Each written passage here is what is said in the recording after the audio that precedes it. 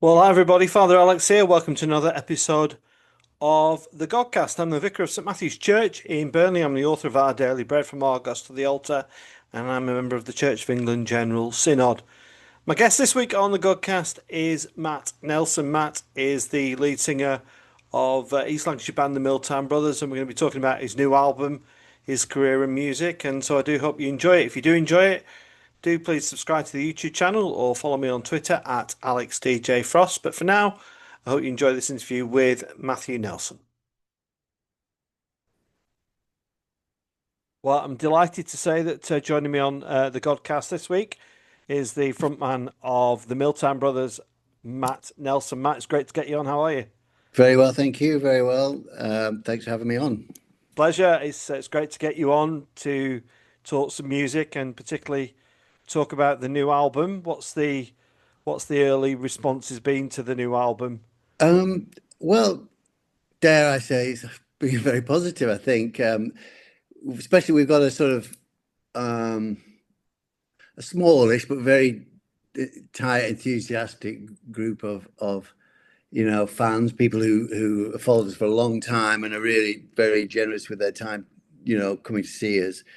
And their reaction has been very positive, their comments and sort of what we've heard as feedback. I think generally everyone has been really good about it. We're very happy with it as a band. It's what we wanted to set out to do. We wanted to create a sort of a live sounding album because I think we've always felt we're better live than maybe we are sometimes on records. So we wanted to bring that sort of feeling to the record. So we recorded it as live for most of it. And so, yeah, generally the reaction's been very good and we're very pleased with it. So hopefully it'll have legs.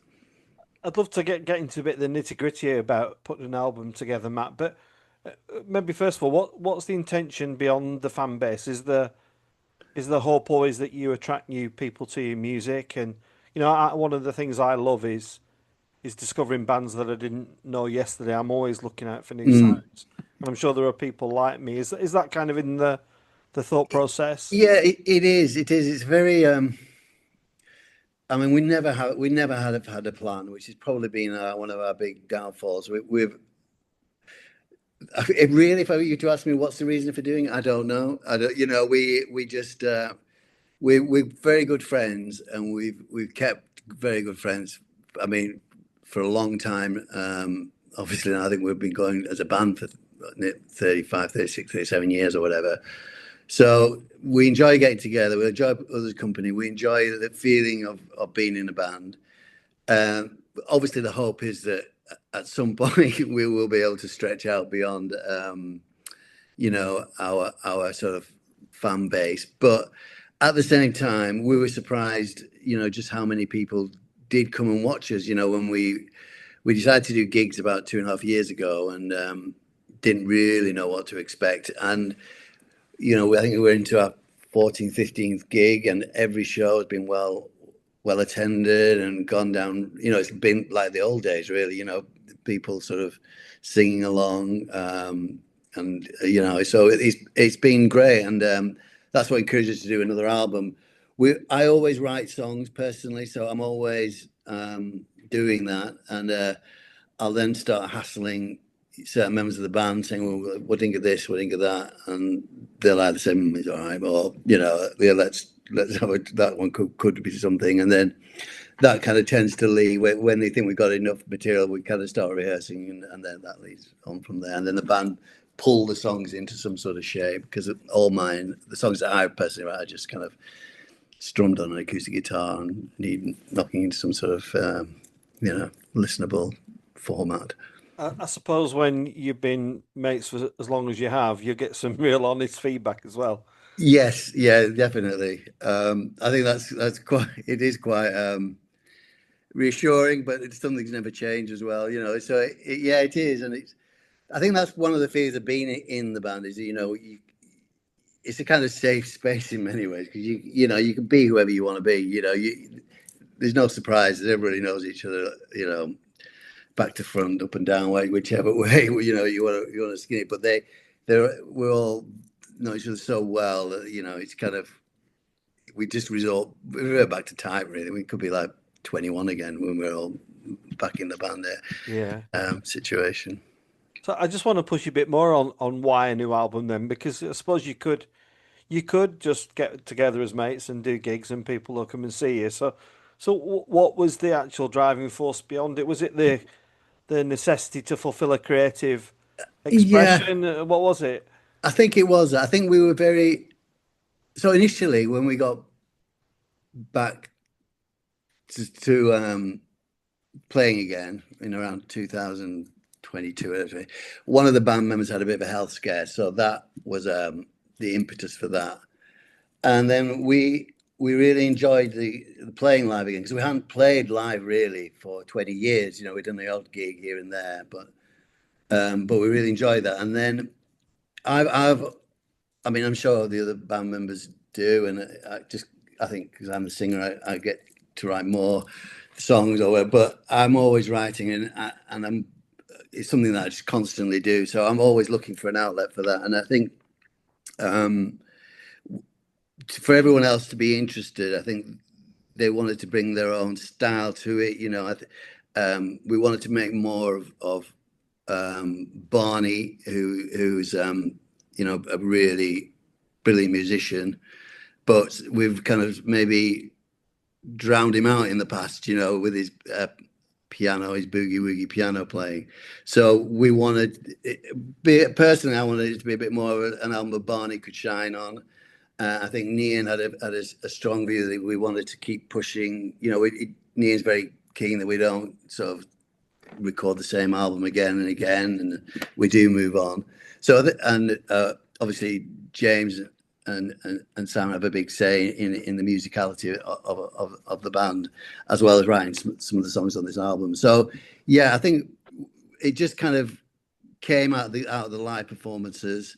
Then we decided we wanted to do another album, and we had a strong vision of what we wanted to do, and that's really what brought it together. And Boogie Woogie was kind of like a nod to Barney, and Barney, to be fair to him, is a good times character. You know, he likes to enjoy life and doesn't look at the darker side of things too much. So we wanted it to be a light-hearted, not political, not anything. Just I think James said, you know, we're like minstrels, just turning up, just giving everybody hopefully a good time, and let everybody let their hair down.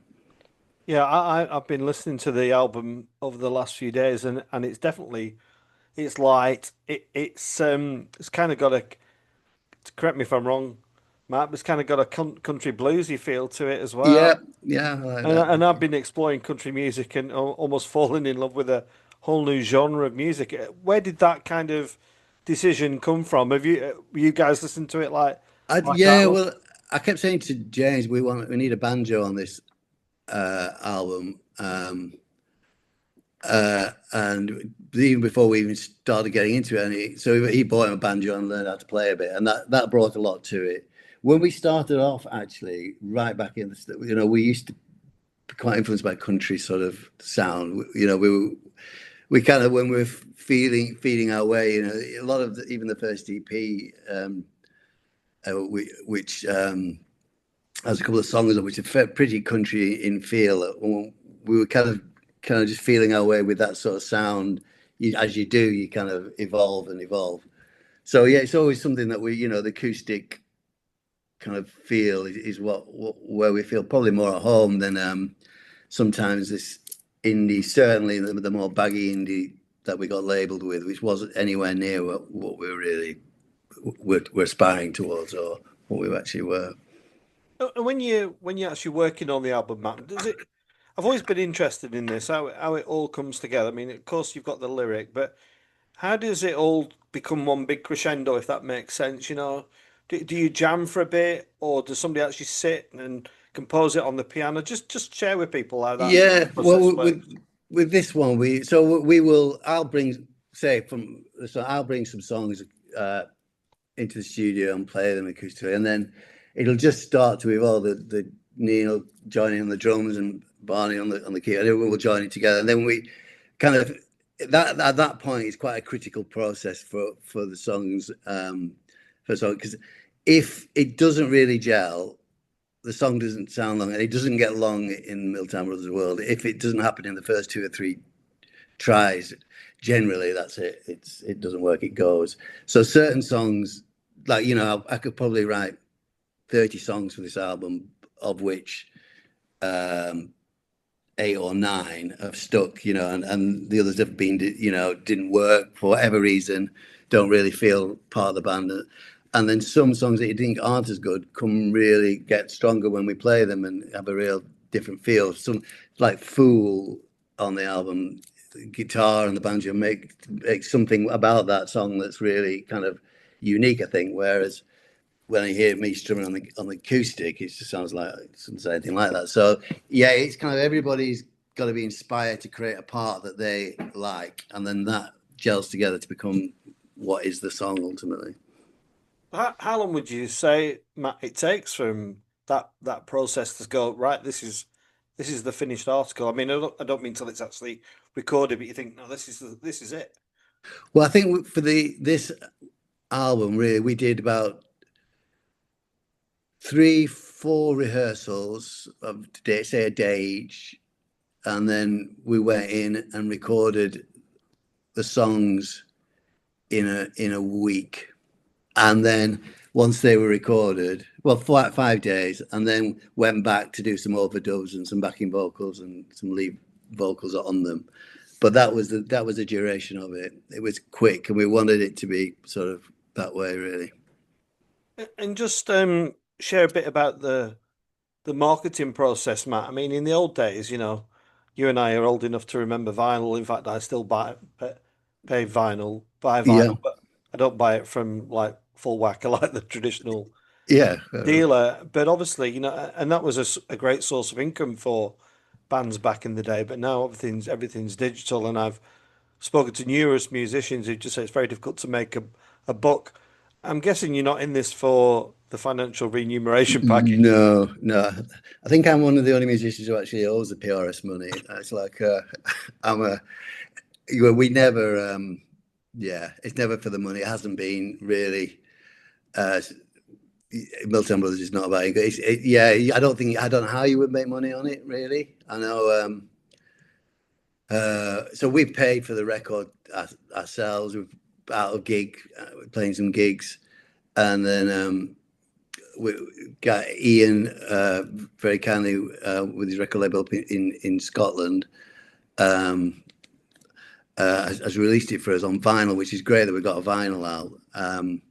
But we don't expect really to see any money from that or from the Spotify. I think I can see Spotify accounts, and I think last look we've had a bit, but if it gets up to 650, we get a payout. So we're still waiting on that bit, I think. But yeah, it's not about that. It's about what else it gives you, which is the spiritual side of it's probably the wrong word, but the release, the kind of the good vibe you get from it. I think in many ways, Matt, it shows people or it tells people how difficult it is for young artists, doesn't it? Oh yeah, Yeah. Um, yeah. I went to Tramlines a few years back and went to the BBC introducing stage, and there were some fabulous young musicians, but I've never seen or heard of them since. It's where you get the airplay, isn't it? It's where It's so difficult. Yeah, I mean, back in the day when we were in the early '90s, obviously even before then was yeah, but you used to have certain gatekeepers who, if you could get in to that world, then you get promoted, you get played on the radio. It was quite formulaic in many ways. Now it's just like the Wild West, isn't it? Everybody can release stuff, which in many ways is better, but there's so much of it. It's hard for anybody to stand out, I think.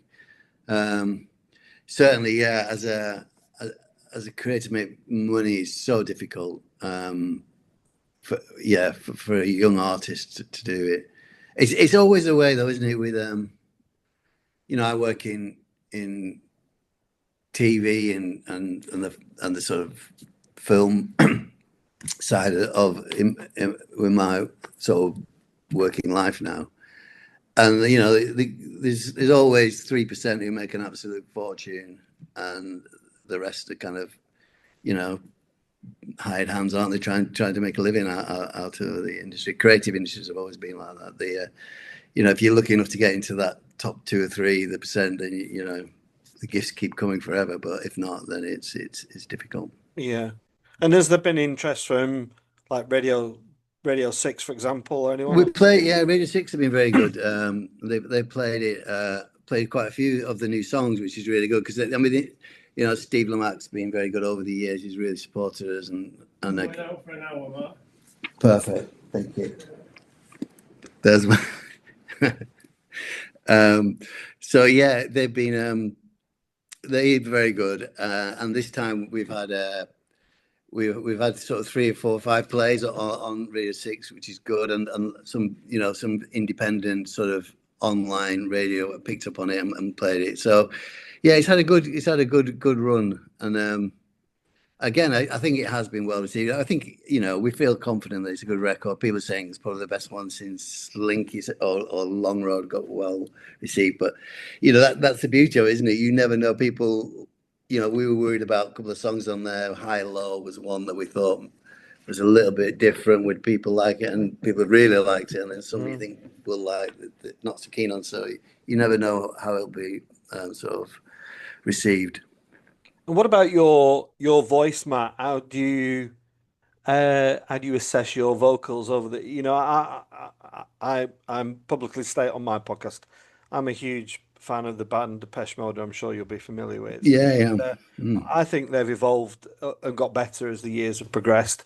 What do you feel that about your own instrument, which is your voice, or? Yeah, I think so. I think I definitely feel I'm singing better now. I think as a band we're playing with a lot more feel than we did, and so there's more light and shade to what we do. We have quieter moments and light, whereas it was all very intense and full on when we're, you know, in our 20s, and possibly we weren't looking after the instruments as well as we should have done. So the performances weren't probably were as much about the atmosphere as as it was about the music. Now it's more about the music. So I think we're definitely playing and singing better. And do the guys push you vocally? You know, do they kind of say, no, go harder, or do they, or do you know your instrument well enough? Yes, I think no, I think I'm kind of left to my own. I've got my own sort of range, and I think they know that. The guitar, my acoustic guitar playing, they'll definitely. I'm always asking them to have it in the monitors, my acoustic guitar. None of them ever want any of it, my acoustic, anywhere near them. So definitely that my music playing, they will definitely have an opinion on. But I think vocally, not so much. I think we've tried, which we are. I know James is very much on this, trying to get our harmonies to be a bit tighter. I think, you know, things like that are just doing the hard work of, you know, practicing it. So we're trying to get everything to be a lot more musical than maybe in the past, where we could be a bit hit and miss with that sort of thing. And who were your influences, Matt, as a kid? Start, going back a few years. Well, the big influence was really for us. I went to stay with my brother who was living in Nottingham. He's 5 years older than me, Simon, and he was at university in Nottingham, and I went out to see him and stay with him. And in that week, REM were playing, supported by the Mighty Hurrah. I don't remember that. And Prefab Sprout were playing on the day after, supported by the Faith Brothers. So Prefab Sprout and REM became a massive influence on us. And then obviously Bob Dylan, we've always listened. I think you can see that in what we do. He's always been a big fan of it. My actual go-to person of all time is Neil Young. Neil Young's my hero musically. David Bowie, all the kind of great songwriters. Yeah. But certainly that REM, Murmur for REM, and their early albums were big influences, on us, I think. I've been. It's funny you say that because I was out with walking the dogs with my wife yesterday, and I just happened to randomly say, "I wish REM would get back together because Yeah, it's one of the bands I've not seen. I've seen a lot of bands live, and I would love to see them." And Michael Stipe's vocals are extraordinary, aren't they? yes, they are. Well, I mean, myself, Nian, and Jay, we sold quite a bit actually, and our record company representative in America were friends with REM, and REM came to watch us play at the Town and Country Club, as was I think the Forum now,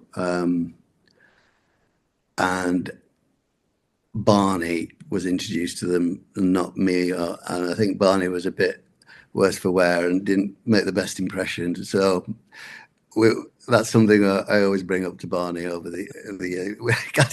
It could have been so different if, but anyway, that's how life goes sometimes. And you mentioned your brother Simon, who's incidentally been on the Godcast. If anyone wants to check that out, that's on YouTube. I think I remember asking Simon something like, any regrets about how it all turned out, because obviously there was that, very successful album. Yeah, And I've interviewed lots of musicians, Matt, and it seems to be quite common that the second album is the difficult. It really is the difficult album because often the bands have got a bit of arrogance because they've had a bit of yeah. success, and the label wants something else, and it creates all sorts of division. Just what's your reflection on those times? Yeah, I think there's something in that, definitely. I think, you see a lot of bands, you start off very fresh faced, and then you go on tour for 8 months, and you come back with long hair, and all your songs are about 8 minutes long, and you've been told, basically back when record companies were, they didn't want to release it. Can you write another song? So we had a lot of friction with our record company, and I think that was quite hard. And by the time we managed to get a second album out, we kind of, because it'd been such a struggle, and then was so so not well received, that it kind of felt, that we'd lost all impetus by then.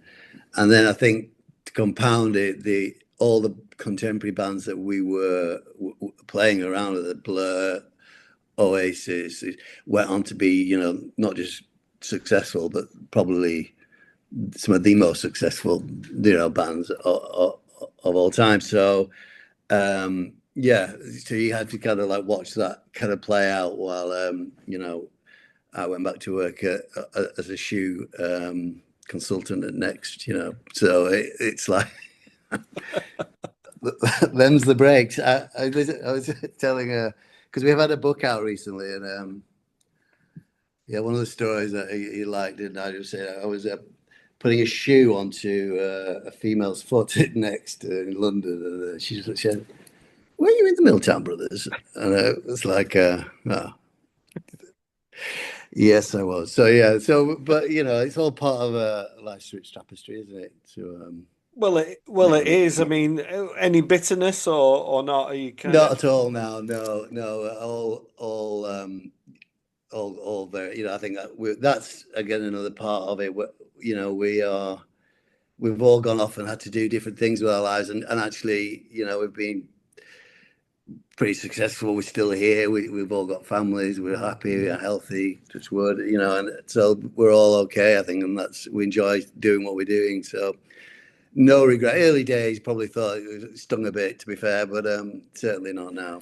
Was it the friendship that brought you back together? I had Rick Witter on from Shed Seven, who they had quite an acrimonious fallout for a while, but then ultimately they realised they were mates, and it Yeah, it needed to just kind of wash away and create something. Was that the same for you guys? probably. Yeah, I don't think we didn't fall out as such, but you do have to find your way in life. When it all finishes, you land, and that you've got to sort of do something, haven't you? So everybody kind of did go their separate ways for 5-6 years, just trying to work out what they were doing, and but I think we were always in touch, and it was good.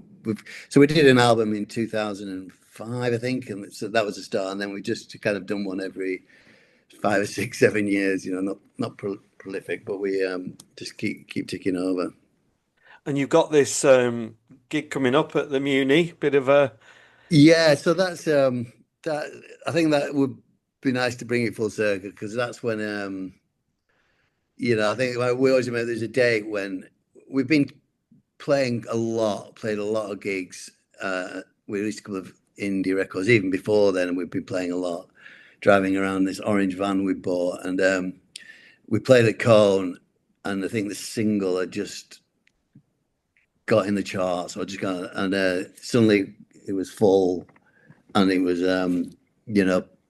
great atmosphere. So we've gone from playing for like 3 or 4 people to now people are turning up to watch and knew the songs, and it was, and the Colne seems to be in our heads the start of that. So it'd be nice to play there again, and it's a great venue. So nice to go back there and what can fans expect there? Bit of old and bit of something. Yeah, definitely. We play off the Boogie Woogie, but it's obviously Slinky, and I think a lot of the fans like a lot of the B-sides. So we're always trying to find songs that we've had off other albums or B-sides that we've done in the early days. So we tried to mix it up all the time and play, a decent length set. The voices. Oh, hang on, we've got defibrillators backstage in case we need them. So we're You got any support act on with you, Matt? Well, we're looking at that. We're trying to figure out what would be the best way. Maybe some young bands to give them an exposure or opportunity. I don't really get involved too much with that myself, but I think everyone's putting their heads together. What would be the best people to play with? And then what? There's the one area where musicians do tell me where. Not, I certainly don't. You don't come across it. You're in it for the money at all. You're in it for the music. But the festival scene can offer some great opportunities for bands, can't it? Is that something that you? Yeah, definitely. I think we've got. We've been promised a couple of slots on 2 festivals next year. I don't know that I can say what they are in case it falls through, but yeah, I think that was another one actually that we. When we started playing again, they said we really must get on a festival. That'd be really good for our families to come to, and just have a kind of good day out. Yeah. And what about just as we get to the end of this, Matt? What music is inspiring you at the minute? Have you found any new artists lately that you're enjoying? I should say I can never remember any names, to be honest. I'm listening to a lot more on Spotify. I really like the band from Colne, actually, with the girl who's from Colne. I think they're really good, and she's obviously a very talented person. God, I can't remember the name. I can't help you on that one, I'm afraid. Yeah, but yeah, I'm always listening, but I don't really kind of follow bands as such or artists really. Although I Charlie XCX is on my playlist a lot because of my daughter these days. So that sort of pop music I hear. I think it's great, isn't it? I mean, I've got daughters and a son, and my son's into Sleep Token. It's not really my bag. And then I've got Holly and Rachel, my other, constantly going, listen to this. Do you like it? Do you like it? And I quite like that. Yeah. Well, Olivia Rodrigo, I quite enjoy watching her on Glastonbury. So there's always talent, isn't there? Always a lot of talented artists. Yeah, we're off to see Tom Odell in a few weeks. So I think he's quite talented actually. He's a talented guy. Yeah. So. Where's he play? Is he he's doing a co-op arena, I think. He's for a big venue. Yeah. So yeah. But I do prefer I'd love to see you guys at the Albert Halls in Manchester. That is a venue that. We need to play in Manchester. We really, it's bizarre that we haven't really kind of, we did a bit of a gig at the merch market, the Tim Burgess merch market, but been asked to do our own little sort of show there. We've done Trays, which is really nice. That's a lovely venue. I'm sure folk could come. Yeah, hopefully. I mean, hopefully if we get people down to Colne, which I think the sales have gone pretty well so far, so Yeah. that's looking hopeful. Then, yeah, we always try and have a really good time, and I think we are enjoying it on stage a lot, which hopefully comes across, and the audience sort of seem to respond to that quite well. So if people want a hard version of the CD or vinyl, Matt, where can they get it? So you get it off our Facebook, or you can order it on. It's Last Night from Glasgow is a record label, and you can get it online from them, or come to the gig. We'll have some there. Yeah. Great. Well, I hope to be there at Colne to see you guys, and good luck with everything. And thanks for coming on, Matt. It's great to see, and it is. I'm only listened a couple of times, but it's one of those where, and I kind of know a good album if I want to go back to it, and I'm definitely going to go back to it. So, Nice one. Thank you. congrats on a good album, and thanks for coming on, Matt. Brilliant. Much appreciated. Thank you.